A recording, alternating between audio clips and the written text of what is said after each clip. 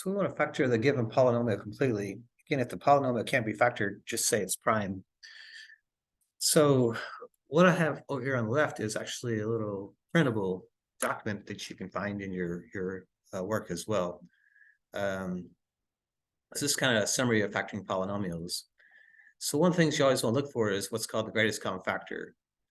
It's going to look like some type of monomial. So if you look at these three terms, there's an x squared, there's an x, and then there's this negative 42. Well, the only factors of the first term are x's. And since x's are not part of the last term, then there's no GCF of all three terms. So there's not a GCF. The next thing we want to look for is what's called a difference of squares. To be a difference of squares, we need two terms. Well, there's three terms present. So they don't really look like it.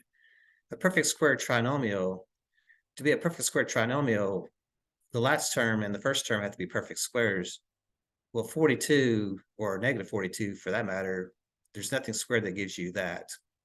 So what this brings us down to is factoring a second degree trinomial in the form of x squared plus bx plus c. So notice how the first term is just x squared, just like this is. So really what we got going on here is the linear term and the constant. So again, when it comes to vocabulary, we have the x squared is called the quadratic term. So x squared is the quadratic term. So anything raised to a power 2 is described as quadratic. The x term is going to be described as linear. And then the term that does not have a letter by, so if it's just a number is usually described as the constant.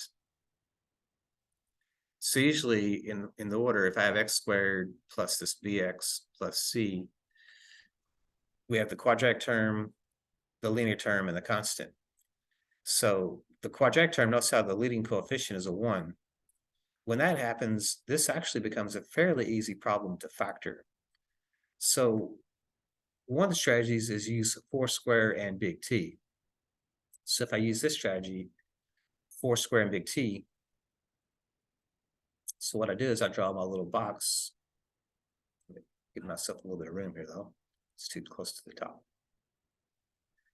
So if I draw my box, if I'm using 4 square, what happens is the quadratic term, the x squared goes in the top left. The constant, which is negative 42, goes in the bottom right. Now, to do big T means focus on the constant, which is the negative 42. We want to find the factors of a negative 42. Now, to do that, what I can do also on my calculator is I can type in y equals, and I could type in 42 divided by x in my calculator. Let me clear this all off here. 42 divided by x. So if I do that, I can create a table on my calculator. So if I type in y equals 42 divided by x, I can then look at my table and it'll give me my big T for me. So table is in blue. So we want to start with 1. So 1 times 42 is the first pair of factors, 1 and 42.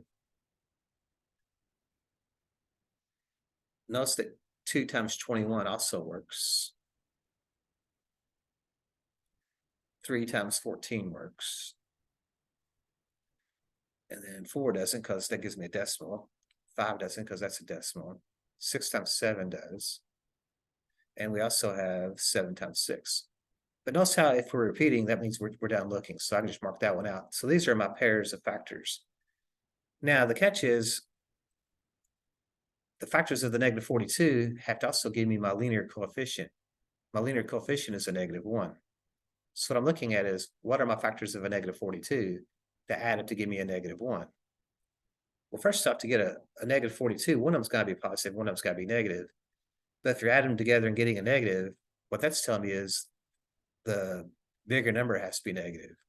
So what this is kind of telling me is this left side's all got to be negative. Now the catch is, which one of those is going to give me a negative 1? Well, that's where that what I'm picking up on is that 6 times that -7. 6 times -7 does give me -42. And 6 plus -7, if I quit this, 6 plus -7, that does give me my -1. So that's going to be the coefficient there. So what we do is this 6 and -7 become my coefficients of my linear spots, these two positions. So I'm going to put a 6x here and a -7x there. So what I'm doing is I'm rewriting x squared minus x minus 42 in my box. There's my x squared. The 6x and the -7x represent the negative x, and then there's my minus 42. Using the box method, what we do now is we identify the GCF of the top row. Well, that's only going to be an x. From there, I just start to do my puzzle pieces. I'm working on the outside. So what times x is x squared? Well, it has to be x. What times x gives me 6x? That's got to be 6. And down here, what times x gives me -7x has to be a -7. And does -7 times 6 give me -42? It does. So that means that the outside becomes my factorization. That's going to give me then this x minus 7 times this x plus 6. That's going to be my factorization. Now notice also what I could have done is just went straight to FOIL. So using FOIL, what I could have done is I could just set up my two sets of parentheses. The first two positions are going to be the factors of x squared, which is going to be x times x. What goes in these last two positions are the factors of a -42 that add up to a -1, which is the 6 and the -7. So that means you're going to have a +6 and a -7, which means you can actually bypass the box altogether and just simply just go straight to the parentheses. The x goes here, the x goes there, and the factors of the constant that give you the -1 go in the last two positions.